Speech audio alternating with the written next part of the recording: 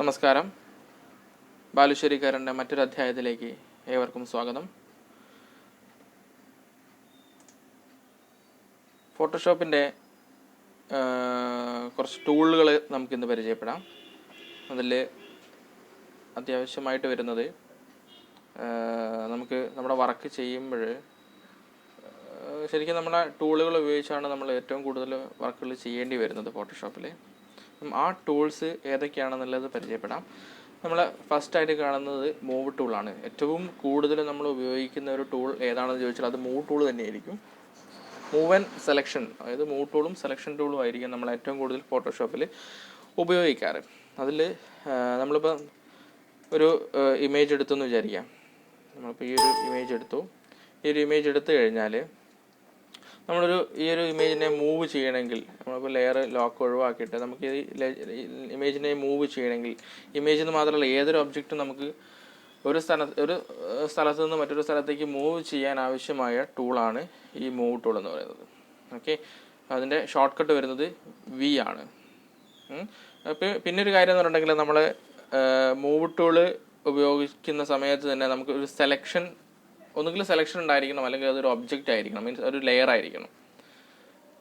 Okay, അപ്പോൾ അതിൽ നമുക്ക് ഈ സെലക്ഷൻ ടൂള് രണ്ടാമതായിട്ട് നോക്കാം. സെലക്ഷൻ ടൂള് നമ്മൾ ചെയ്യുമ്പോൾ ഇന്നലെ നമ്മൾ കണ്ടിരുന്നു, നമ്മൾ കട്ട് ചെയ്ത സമയത്ത് ഒരു സെലക്ഷൻ, ആ കട്ട് ചെയ്ത അല്ലെങ്കിൽ സെലക്ട് ചെയ്ത ആ ഭാഗത്തൊരു സെലക്ഷനായിട്ട് കിടക്കുന്നത് കാണാം. അതായത് ഇത് കണ്ടോ, നമ്മളിപ്പോൾ ഒരു റെക്റ്റാങ്കിൾ സെലക്ഷൻ വരച്ചതാണ്. അതിൽ വിഡ്ത്തും ഹൈറ്റും ഒരു ഡയമെൻഷൻ വെച്ചിട്ട് ഒരു വിഡ്ത്തും ഹൈറ്റുള്ള ഒരു സെലക്ഷൻ അവിടെ കാണാൻ കഴിയും. ഈ സെലക്ഷനാണ് ശരിക്കും നമ്മളിപ്പോൾ സെലക്ഷൻ നമുക്കിങ്ങനെ മൂവ് ചെയ്യാൻ പറ്റും. നോക്കൂ, സെലക്ട് ചെയ്തിട്ട് ആ സെലക്ഷൻ ടൂള് നിൽക്കെ തന്നെ അതിൻ്റെ സെൻറ്ററിൽ ക്ലിക്ക് ചെയ്ത് കഴിഞ്ഞാൽ നമുക്ക് അതിനെന്ത് ചെയ്യാം, ആ സെലക്ഷനെ തന്നെ നമുക്ക് ആവശ്യമുള്ള സ്ഥലത്തേക്ക് മൂവ് ചെയ്ത് മാറ്റി വയ്ക്കാൻ പറ്റും.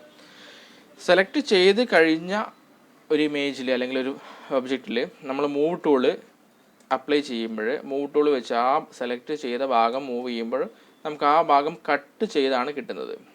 ശ്രദ്ധിക്കുക, സെലക്ട് ചെയ്ത ഭാഗത്ത് നിന്ന് നമ്മൾ മൂവ് ടൂൾ വെച്ചിട്ട് മൂവ് ചെയ്യുമ്പോൾ അത് കട്ട് ചെയ്താണ് നമുക്ക് കിട്ടുക.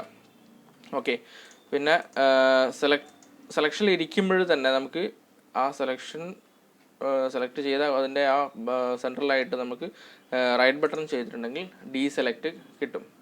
ഓക്കെ, നമ്മൾ ഇന്നലെ ചെയ്തിരുന്നു കൺട്രോൾ ഡി സെലക്ട്. അപ്പോൾ നമുക്ക് ആ ഡീസെലക്ട് ചെയ്ത് കഴിഞ്ഞാൽ ആ സെലക്ഷൻ അങ്ങ് ഒഴിവാവുകയും ചെയ്യും. ഓക്കെ, ഇനി നമുക്ക് സെലക്റ്റിൽ കുറച്ചൊരു ഓപ്ഷൻസ് ഉണ്ട്. അതായത് നമ്മളിപ്പം ഈ ഒരു റെക്റ്റാങ്കുലർ മാർക്ക് ടൂൾ എന്നാണ് അതിനെ പറയുക. എം ആണ് ഇതിൻ്റെ ഷോർട്ട് കട്ട് വരുന്നത്. റെക്റ്റാങ്കുലർ മാർക്ക് ടൂൾ എന്ന് പറയുന്നത് റെക്റ്റാങ്കിൾ സൈസിൽ നമുക്ക് സെലക്ട് ചെയ്യാൻ പറ്റും. അത് ഏത് ഏരിയ വേണമെങ്കിലും, അത് നീളത്തിലോ വലുതായിട്ട് അങ്ങനെ കുത്തനെയോ എങ്ങനെ വേണമെങ്കിലും നമുക്ക് എന്ത് ചെയ്യാം, ഈ സെലക്ഷൻ ഉപയോഗിക്കാം. അപ്പോൾ നമുക്ക് ഈ സെലക്ഷനിൽ തന്നെ ഒരു 4 ഓപ്ഷൻ ഇവിടെ കാണാൻ കഴിയും.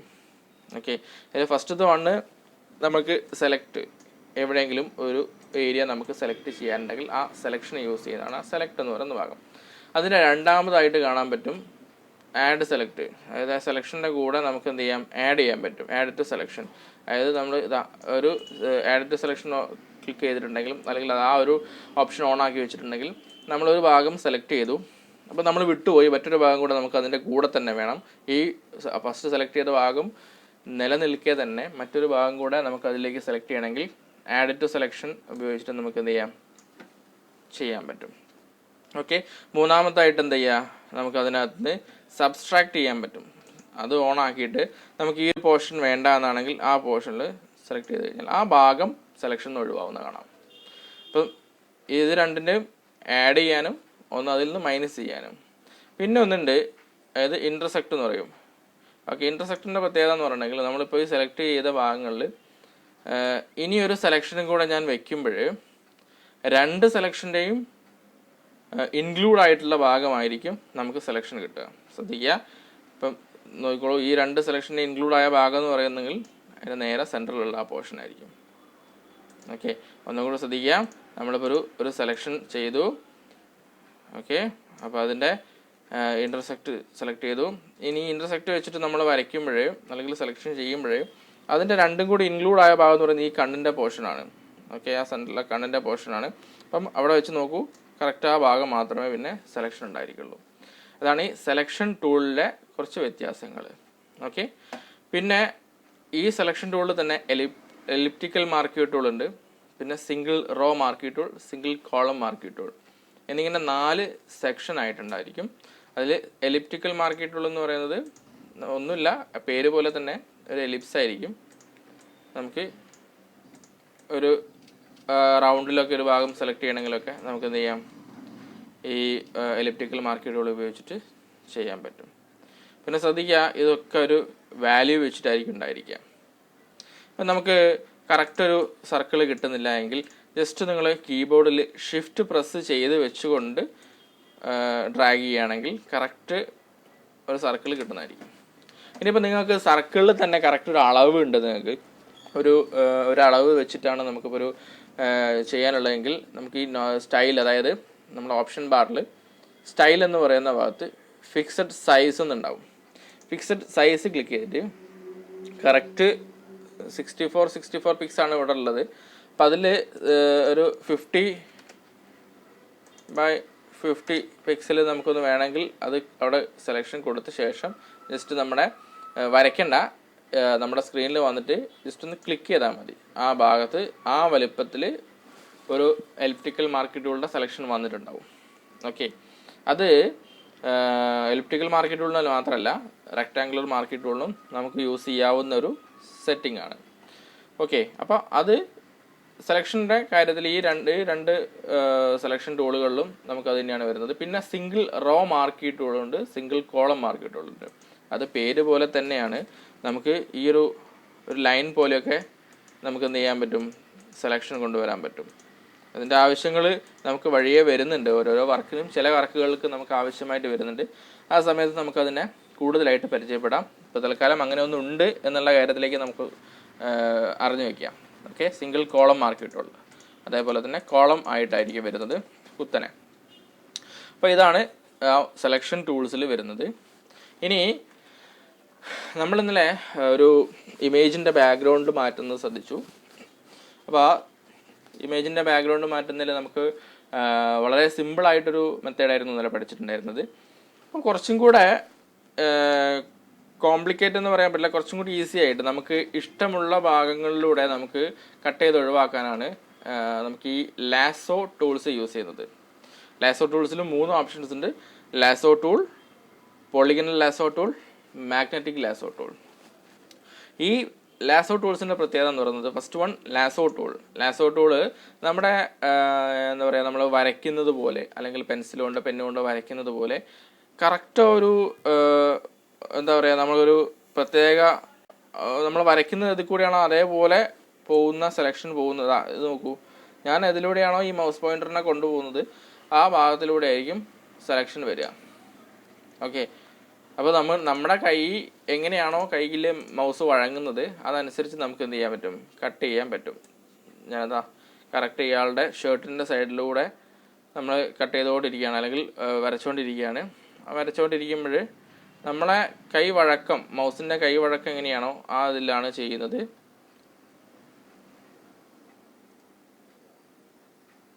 ഓക്കെ, അപ്പം ആ ഒരു പോർഷനിൽ നമ്മൾ ഏതിൽ കൂടെയാണോ വരച്ചത് ആ പോർഷൻ കറക്റ്റായിട്ട് സെലക്ഷൻ വന്നിട്ടുണ്ട്. ഓക്കെ, ഇനി ഇതിലും നമുക്ക് എന്ത് ചെയ്യാൻ പറ്റും, ആഡ് ടു സെലക്റ്റും സബ്സ്ട്രാക്റ്റും യൂസ് ചെയ്ത് ഇതിനെ എഡിറ്റ് ചെയ്യാൻ കഴിയും. അതാണ് നേരത്തെ നമ്മൾ ഈ സബ്സ്ട്രാക്റ്റിൻ്റെ ആഡ് ടു സെലക്ഷൻ്റെയും പ്രത്യേകത. നമ്മളിപ്പോൾ ഈ ലാസർ ടൂൾ വെച്ച് വരച്ചു, സെലക്ഷൻ വന്നിട്ടുണ്ട്. ഈ ഒരു പോർഷൻ നമുക്ക് ഒഴിവാക്കണം. അപ്പോൾ എന്ത് ചെയ്യുക, നമ്മളത് സബ്സ്ട്രാക്റ്റ് കൊടുക്കുക. സബ്സ്ട്രാക്റ്റ് കൊടുക്കുമ്പോൾ ആ ഭാഗം സെലക്ട് ചെയ്ത് കഴിഞ്ഞാൽ അതിൽ നിന്ന് ഒഴിവായി. വീണ്ടും അതേപോലെ തന്നെ സബ്സ്ട്രാക്റ്റ് കൊടുത്തു, ആ പോർഷൻ ഒഴിവായി. ഇവിടുന്ന് ഈ ഷർട്ടിൻ്റെ ഈ പീസ് ഇതാ ഇവിടെ മിസ്സായിട്ടുള്ളൊരു പീസ് ഉണ്ട്. ആ പീസ് ആഡ് ചെയ്യണമെങ്കിൽ ആഡ് ടു സെലക്ഷൻ കൊടുക്കുക. ആഡ് ടു സെലക്ഷൻ ഓൺ ആക്കിയിട്ട് നമ്മൾ എന്ത് ചെയ്യാം, ആ പോർഷൻ കൂടെ നമ്മളതിലേക്ക് ആഡ് ചെയ്യാം. നോക്കൂ, ആ ഭാഗം കൂടെ ആഡ് ആയിട്ടുണ്ട്.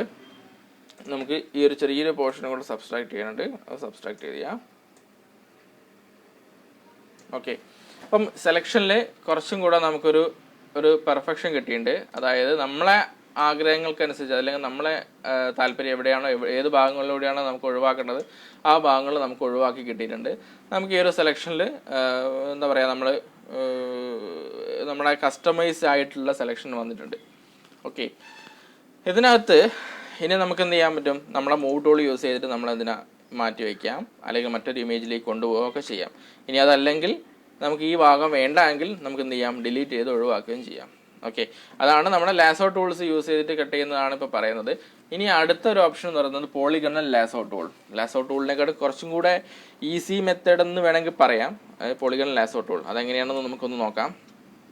പോളിഗണൽ ലാസോ ടൂളിൻ്റെ പ്രത്യേകത എന്ന് പറയുന്നത് നമ്മൾ ജസ്റ്റ് ക്ലിക്ക് ചെയ്തിട്ട് ഒരൊറ്റ ക്ലിക്കിൻ്റെ ആവശ്യമുള്ളൂ. അത് ക്ലിക്ക് ചെയ്ത ശേഷം പിന്നെ ജസ്റ്റ് ഒഴിവാക്കുക. അതിന് ശേഷം പിന്നെ അടുത്ത ക്ലിക്ക് നമ്മൾ വെക്കുന്നത് എവിടെയാണോ അതിനനുസരിച്ച് നമ്മൾ ക്ലിക്ക് ചെയ്ത് ഒഴിവാക്കണം. അതായത് ശ്രദ്ധിക്കുക, ഓരോരോ പോയിന്റുകൾ നമ്മൾ ക്ലിക്ക് ചെയ്തിട്ട് മുന്നോട്ട് പോവുക. അങ്ങനെയാണെങ്കിൽ നമ്മൾ എവിടെയൊക്കെ ക്ലിക്ക് ചെയ്യുന്നു അതും നമ്മൾ മുമ്പ് ക്ലിക്ക് ചെയ്ത ഭാഗമായിട്ടുള്ള കണക്ഷനാണ് ഇതിനകത്ത് വരുന്നത്. ഒരു ലൈനായിട്ടായിരിക്കും പോവുക, പക്ഷെ എങ്കിലും നമുക്ക് കുറച്ചും കൂടി ഈസി ആയിട്ട് കട്ട് ചെയ്യാൻ പറ്റും. കണ്ടോ, ഒരു ലൈൻ ഒരു പോളിഗണൽ ലൈൻ ആയിരിക്കും, ഒരു കേർവ്ഡ് ലൈൻ ആയിരിക്കില്ല. അതുകൊണ്ട് ആ ഒരു ബുദ്ധിമുട്ട് അതിന് എന്തായാലും ഉണ്ടാവും. നമ്മളൊരു ബോക്സ് കട്ട് ചെയ്യുമ്പോൾ അല്ലെങ്കിൽ ഒരു പോളിഗണലായിട്ടുള്ള ഭാഗങ്ങൾ കട്ട് ചെയ്യുമ്പോഴൊക്കെ ഒരു കോർണർ അങ്ങനെ കട്ട് ചെയ്യുന്ന സമയത്തൊക്കെ നമുക്ക് ഏറ്റവും കൂടുതൽ യൂസ് ചെയ്യാൻ പറ്റുന്ന ഒരു ടൂളാണ് പോളിഗണൽ ലാസോ ടൂൾ. ഓക്കെ, അപ്പോൾ ഈ പോളിഗണൽ ലാസോ ടൂൾ യൂസ് ചെയ്തിട്ട് ഒരാളുടെ കേർവിക്കലായിട്ടുള്ള കാര്യങ്ങൾ അല്ലെങ്കിൽ ഒരു ഫേസ് ഒക്കെ കട്ട് ചെയ്യാന്ന് പറയുന്നത് കുറച്ചൊരു റിസ്ക് ആയിരിക്കും. എങ്കിലും തുടക്കക്കാർക്ക് അത് പരീക്ഷിച്ച് നോക്കണം. കാരണം ഇതിനെ പല സ്ഥലങ്ങളിലും നമുക്ക് ആവശ്യം വരുന്നതാണ്. ഈ ടൂൾസൊക്കെ നിങ്ങൾ പ്രാക്ടീസ് ചെയ്താൽ മാത്രമേ നമുക്ക് ആ കയ്യിൽ വഴങ്ങുള്ളൂ. അതായത് നമ്മളെ യൂസ് ചെയ്തുകൊണ്ടിരിക്കുന്ന സാധനം മാത്രമല്ല, നമുക്ക് എവിടെ എപ്പോൾ എന്ത് യൂസ് ചെയ്യണം എന്നുള്ളത് നമുക്ക് ഓർമ്മയിൽ പെട്ടെന്ന് കിട്ടണമെങ്കിൽ എല്ലാ ടൂളും നമ്മളെപ്പോഴും യൂസ് ചെയ്തുകൊണ്ടിരിക്കണം. അപ്പോൾ നമ്മളിതാ ഇത് പോളിഗണൽ ലാസോ ടൂൾ വെച്ചിട്ട് നമ്മൾ കട്ട് ചെയ്തുകൊണ്ടിരിക്കുകയാണ്. റഫ് കട്ടിങ് ആണ്. ജസ്റ്റ് നമ്മൾ ആ പോർഷനിലൂടെ നമ്മൾ എന്ത് ചെയ്യുക, മൂവ് ചെയ്തുകൊണ്ടിരിക്കുമ്പോൾ സെലക്ഷൻ വന്നിട്ടുണ്ട്. ഇനി നമുക്ക് ഇതിനകത്തേക്ക് എഡിറ്റ് ചെയ്യണമെങ്കിൽ എന്ത് ചെയ്യാം, ആഡ് ടു സെലക്ടും സബ്സ്ട്രാക്റ്റും യൂസ് ചെയ്തിട്ട് സെലക്ഷൻ എഡിറ്റ് ചെയ്യാം. ഓക്കെ, അതാണ് പോളിഗണൽ ലാസോ ടൂൾ. ഇനി അടുത്തത് മാഗ്നറ്റിക് ലാസോ ടൂളാണ്. മാഗ്നറ്റിക് ലാസോ ടൂളിൻ്റെ പ്രത്യേകത എന്ന് പറയുന്നത് നമ്മൾ മാഗ്നറ്റിക് ആയിരിക്കും. അതായത് ഒരു പേര് പോലെ തന്നെ ഒരു മാഗ്നറ്റിക് ഫീൽഡ് പോലെ നമുക്ക് അനുഭവപ്പെടും. അതെങ്ങനെയാണെന്ന് നോക്കാം. ഫസ്റ്റ് വൺ ഞാൻ എവിടെയാണോ സ്റ്റാർട്ട് ചെയ്യേണ്ടത് അവിടെ ക്ലിക്ക് ചെയ്തു. അതിനുശേഷം നമ്മൾ എന്ത് ചെയ്യാം, ആ ലൈൻ എങ്ങനെയാണോ പോകുന്നത് ആ ഭാഗങ്ങളോട് ജസ്റ്റ് വെറുതെ ഒന്ന് ഡ്രാഗ് ചെയ്ത് പോയാൽ മതി. മൗസ് ക്ലിക്ക് ചെയ്യുകയോ കാര്യങ്ങളൊന്നും വേണ്ട. ജസ്റ്റ് ഡ്രാഗ് ചെയ്ത് പോകുമ്പോൾ മാഗ്നറ്റ് പോലെ തന്നെ ഓരോരോ നോഡുകൾ, ഓരോരോ പോയിന്റുകൾ അവിടെ ക്രിയേറ്റ് ചെയ്യപ്പെടുന്നതായിട്ട് കാണാൻ പറ്റും. അത് ഇമേജിൻ്റെ ഷാർപ്നെസ് നോക്കിയിട്ടായിരിക്കും. അതായത് നമ്മൾ കട്ട് ചെയ്യേണ്ട ഒബ്ജക്റ്റിൻ്റെ ഷാർപ്നെസ് എത്രത്തോളം ഉണ്ടോ അതനുസരിച്ചിട്ടാണ് അതിൻ്റെ നോഡുകൾ ക്രിയേറ്റ് ചെയ്യപ്പെടുന്നത്. നോക്കൂ, കുറച്ചും കൂടെ, അതായത് ഇതിപ്പോൾ ഷാർപ്പ് ഇമേജ് ആയതുകൊണ്ടാണ് കുറച്ചൊരു എന്താ പറയുക, ഒരു ഇമേജ് ബാക്ക്ഗ്രൗണ്ടോട് ലയിച്ച് നിൽക്കുന്ന ഇമേജൊക്കെയാണെങ്കിൽ ഒരിക്കലും നമുക്ക് എന്ത് ചെയ്യാൻ പറ്റില്ല, ഈ മാഗ്നറ്റിക് ടൂൾ കൊണ്ട് നമുക്ക് കട്ട് ചെയ്യാൻ പറ്റില്ല. ഇതിപ്പം ഇമേജായിട്ട് ബാക്ക്ഗ്രൗണ്ടായിട്ട് വേറിട്ട് നിൽക്കുന്ന ഒരു ഇമേജ് ആയതുകൊണ്ടാണ് നമുക്ക് എന്ത് ചെയ്യാൻ പറ്റുന്നത്. നമുക്ക് താഴെ കേട്ടോ ആ ഒരു മൊത്തം ഒരേ കളർ ആയതുകൊണ്ട് നമുക്കതിലേക്ക് കയറി നിൽക്കുന്നുണ്ട്. ഓക്കെ, അപ്പം മാഗ്നറ്റിക് ടൂൾ ഏകദേശം മനസ്സിലാവുന്നു. അതായത് മാഗ്നറ്റിക് ടൂൾ ഒന്നുമില്ല, ജസ്റ്റ് നമ്മുടെ എഡ്ജ് ഷാർപ്പാണെങ്കിൽ നമുക്ക് അതിലൂടെ എന്ത് ചെയ്യാം, മാക്സിമം കട്ട് ചെയ്ത് ഒഴിവാക്കാൻ പറ്റും. ഓക്കെ, ഇത്രയാണ് നമുക്ക് ഈ ഒരു ക്ലാസ്സിൽ നമുക്ക് ഉള്ളത്. അതായത് പിന്നെ സെലക്ഷൻ ടൂളുകളാണ് മെയിനായിട്ട്, അതായത് സെലക്ഷനാണ് മെയിനായിട്ട് നമ്മൾ ശ്രദ്ധിക്കേണ്ടത്. സെലക്ഷൻ എത്രത്തോളം പെർഫെക്റ്റ് ആകുന്നു അതുപോലെ ഇരിക്കും നമ്മുടെ കട്ടിങ്ങും, അല്ലെങ്കിൽ നമ്മൾ അതിനകത്തേക്ക് അപ്ലൈ ചെയ്യുന്ന കളേഴ്സിൻ്റെ ഒക്കെ ഷാർപ്നെസ്. ഇനി അങ്ങോട്ട് വരുന്ന ക്ലാസ്സുകൾ ശ്രദ്ധിക്കാൻ മറക്കണ്ട. എല്ലാ ക്ലാസ്സുകളും മിസ് ചെയ്യാതെ കാണാൻ ശ്രമിക്കുക. Okay, thanks for watching. ബാലുശ്ശേരിക്കാരൻ.